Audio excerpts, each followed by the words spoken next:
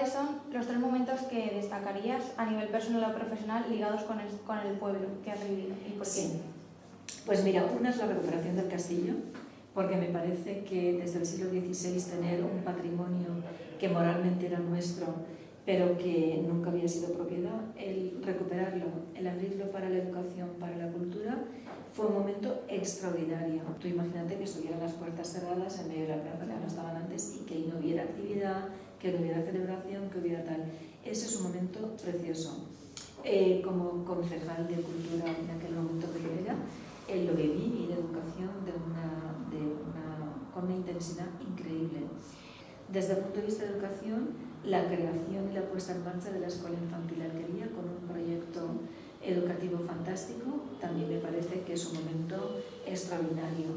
Y después, pues bueno, cuando, por ejemplo, ahora que estamos viviendo todo lo que estamos diciendo, pues sí, son momentos más cotidianos, pero extraordinarios, de recuperación de espacios para la gente, de concepto de ciudad.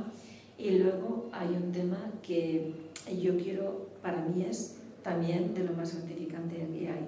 Cada encuentro, y te lo digo con humildad y te lo digo de verdad, los momentos que me hacen vibrar también son los momentos en los que te encuentras con cada persona, con cada familia, y estás atendiendo a esa persona en las circunstancias que tiene.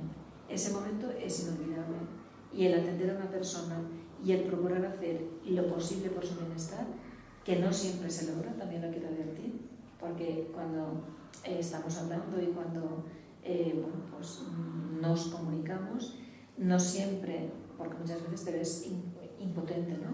Pero el atender a cualquier persona, a cualquier vecino o vecina, para mí es el momento más emotivo y de más proximidad, porque al final la política es servicio, ese momento es bonito.